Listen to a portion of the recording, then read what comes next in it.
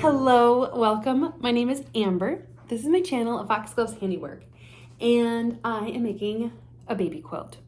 I've picked out some flannel. You've seen me cut some of the pieces, and I wanted to share a little bit of my process of deciding which fabrics. I have some flannel, different color flannel.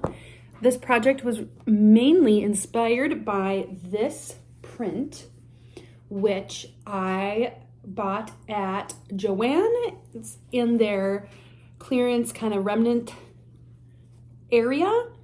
And so I thought it was just so darling, I could not pass it up. I went through my flannel stash that I had here at home. I grabbed this beautiful burgundy. These are two colors of green, this kind of lighter green, and then this darker green. I had this beautiful leaf pattern, and I had some yellow with little tiny white polka dots. So these all kind of go, there's complementary colors in these to the novelty print. Right, the reds, the greens, the burgundy. There's a beautiful little daisy, right? So we're getting that yellow. So I started cutting them out in 4x4 squares, thinking of doing some sort of checker or some sort of square pattern. And I finally decided that this burgundy was too rich compared to the red of the strawberries. And that ultimately I think it was gonna clash. So by eliminating this burgundy, the red strawberries would really shine. I started laying out the squares and noticed that the leaf pattern really clashed with the little mice. Even though the color was a very similar color, the pattern and trying to figure out a way that it could fit, it just took away from the mouse pattern, and I wanted that to be the star of the show. So I am left with our novelty and the two greens. One thing I've really enjoyed about quilting and patchwork specifically is that it forces me to edit and listen to my gut. So once I removed this leaf pattern, I knew like this was it. This was gonna make a beautiful, beautiful quilt. I don't have enough of any of these for the back, so we'll see how big this quilt is. I have a yard of this polka dot. I also have some other yellow. The backing, we will see, but down to these. With only 3 squares, I had to figure out my checkered pattern. So I decided to do the 3 across and then just stagger them.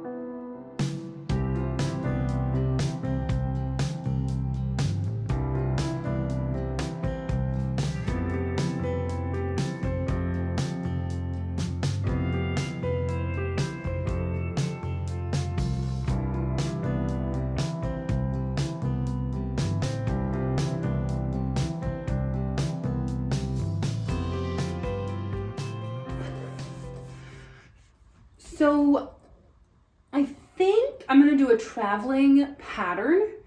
I've stitched these, kind of the duplicate, twice. And I'm gonna play around before I get sewing all of the pieces, just playing around with which color I like is the middle. So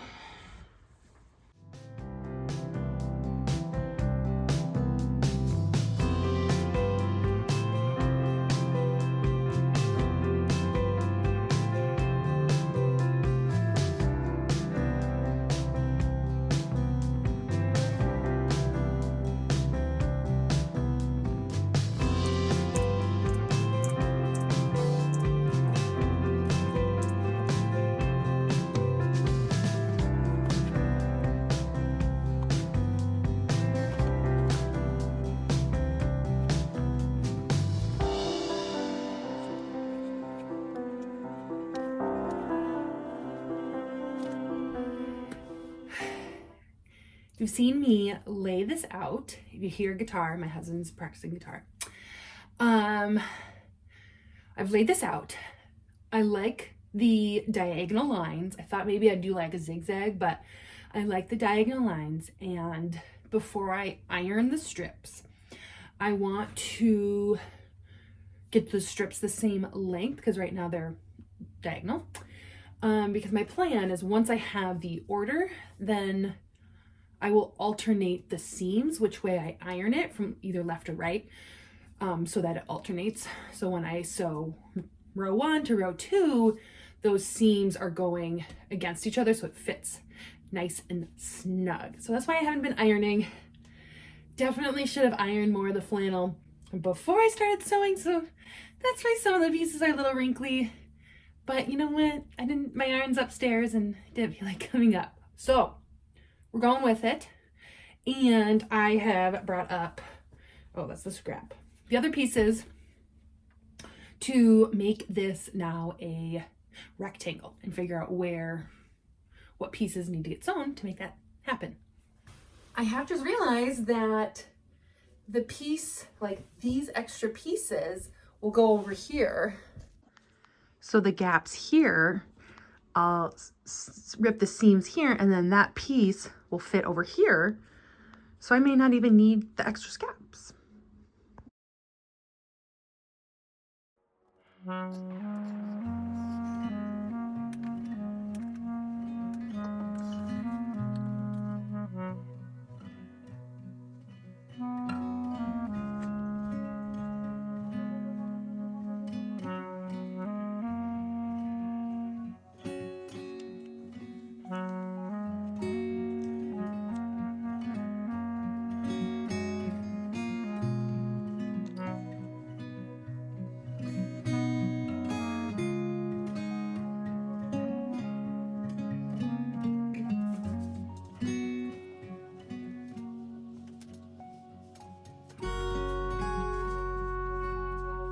I have ironed all of the strips, and so I'm laying them out. Here's row 1, row 2. Let me show you the back sides. I learned this technique from Mary Mabel Market. Yeah, Mary Mabel Market. Quilting YouTube channel that totally changed how I quilt and taught me a lot about quilting. So this technique I learned from her is that the seams are going the opposite direction. So my rows with an odd number, the seams are going away from the odd number, and then the even numbers, the seam is seam towards it, so that every other row alternates. And so my row 1 and my row 2.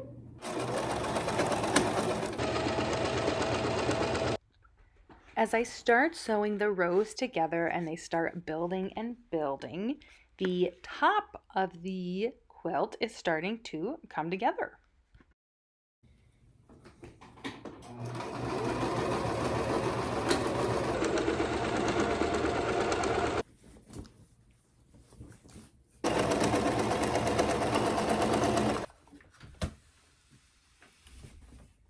Here is the finished top. And I was laying it out.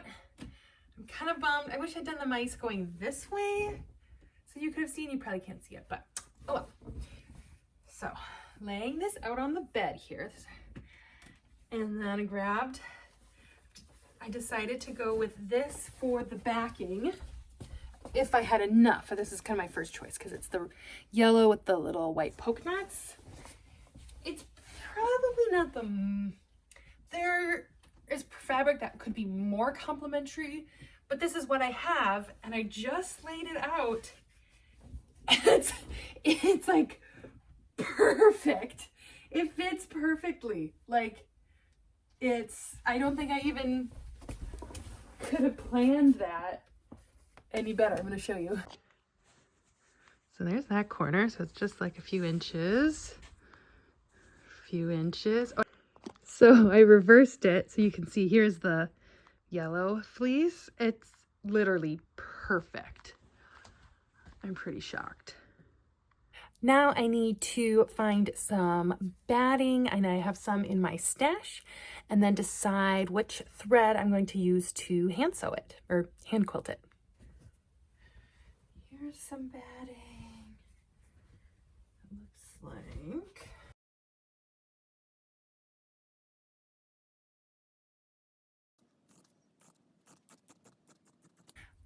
I did a zigzag stitch to piece these two together. I saw that on Instagram, a little barn quilter, I think her channel is. I'll make sure to link it down below. So I have these two pieces together. Lay it out. Ooh.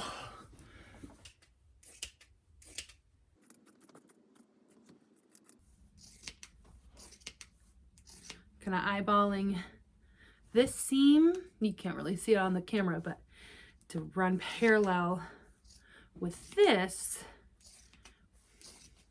should give me a straight line. Free.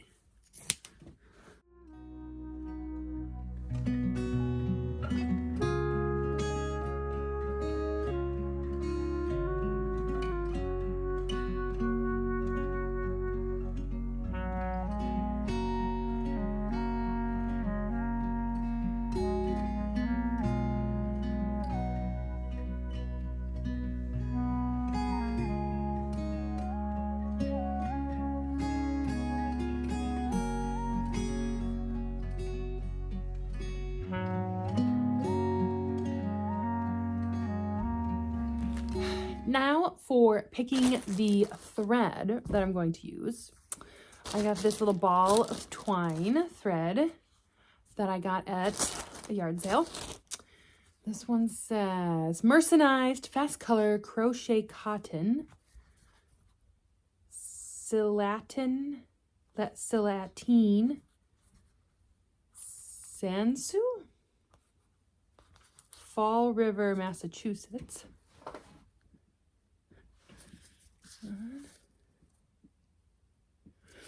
It's kind of a light yellow. This came in the bag. It does not have any labeling. It's quite more orange. Oh, and it like fades. Let me look. So it goes like dark to light. Also in this bag. Ooh, here's another that's kind of a multicolored look away. So hopefully it focuses. And then this guy, Belandi,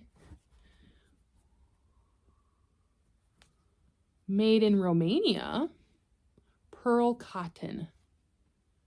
Oh, this has a slight variation as well. So, okay, orange and multicolored, not quite the vibe. So it's down to these two. So here is kind of the yellow, slightly yellow. Here is the more cream. Kind of leaning towards this one. The yellow would tie in the yellow on the back. The yellow on the back. Oh yeah, it's like almost the same match as. Maybe I'm inclined to do the yellow because then the back would be super yellow. The front, the yellow would tie in from the back. Beeswax, quilting needle, thread, and some thimbles.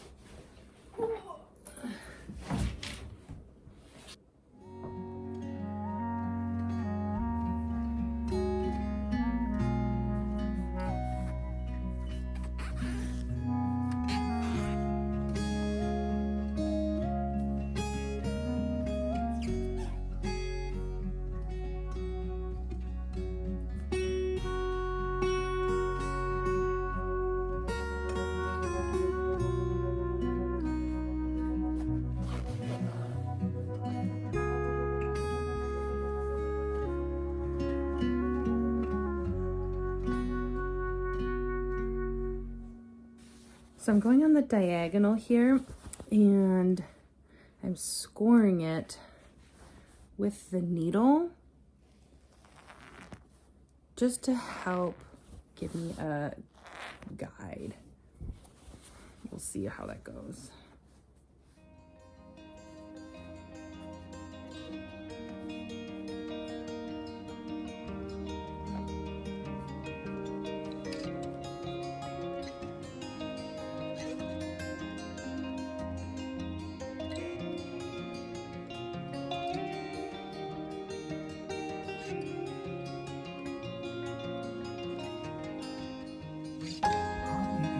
Oh, hi.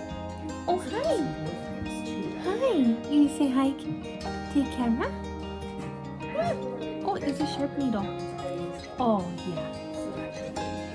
Oh, you're stuck. Oh, you're stuck. Come here. Come here. She's got the... Do you want a quilt too? Do you want a quilt? Do you want a quilt? Yeah?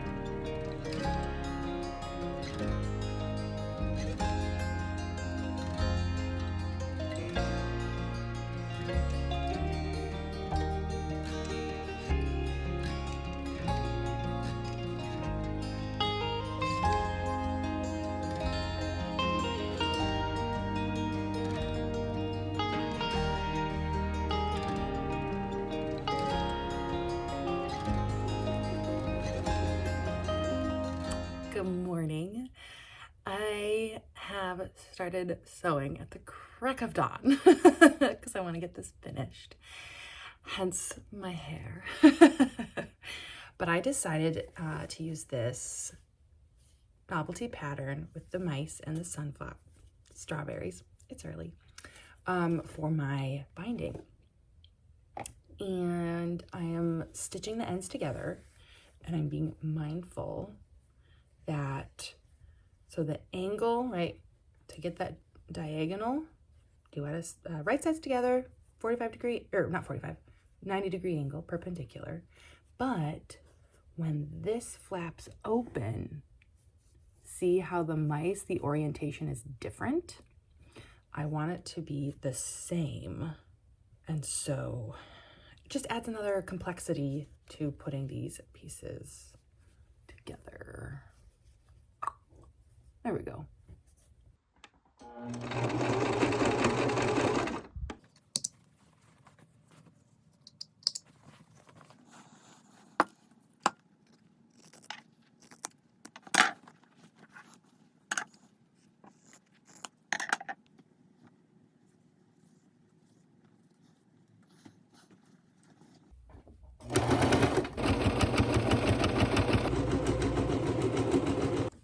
I've sewn these two pieces together, following the directions of the video Binding Like a Boss by Mary Berry.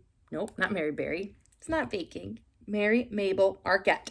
Love her and the channel. So she says, don't cut off this excess until you test it or you might cry. But that is looking pretty good. I'm liking.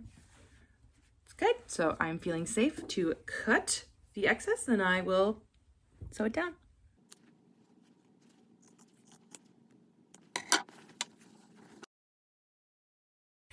Here we go, moment of reveal. Sort of, almost turning over the binding. Oh, that's gonna look so good.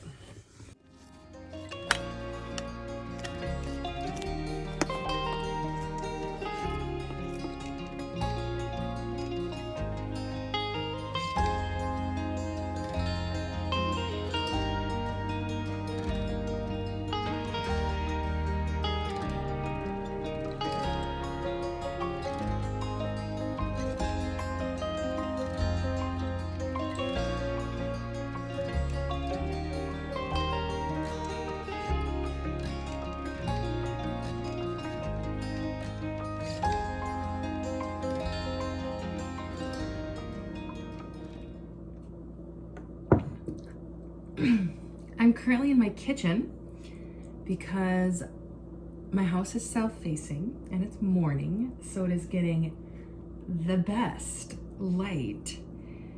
And I don't normally stitch in my kitchen either, but again, it's the best lighting, not only for the sake of filming, but just it's filling my soul with goodness, this light. One thing I love having a south-facing house for the back garden, right? That gets lots of sun. So I've been growing lots of things. I get this beautiful light in the kitchen here. The dining room and living room can feel kind of dark, which makes me a little bit sad. But who says you can't sew in your kitchen? Who says? So this is where I will be sewing the binding. I am stitching it by hand. I've seen some folks do use the machine, and I'm getting there.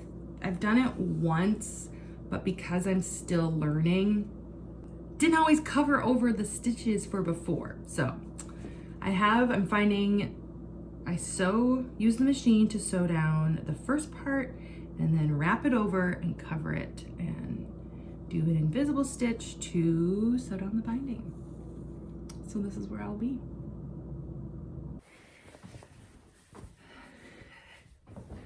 Oh my goodness, it's so warm and cozy. One thing I have not shared with you yet is that our dear friend Magpie, the puppy dog, did get at this quilt. She tore at the fabric, which was very frustrating. So I had to patch in some of this green. I didn't have any more of this yellow with the white polka dots, otherwise that's what I would have used. But so it's not entirely yellow on the back. That would have looked so beautiful, because you can really see the design of the patchwork, or of the quilting, I mean. It's these squares with a little square on the inside.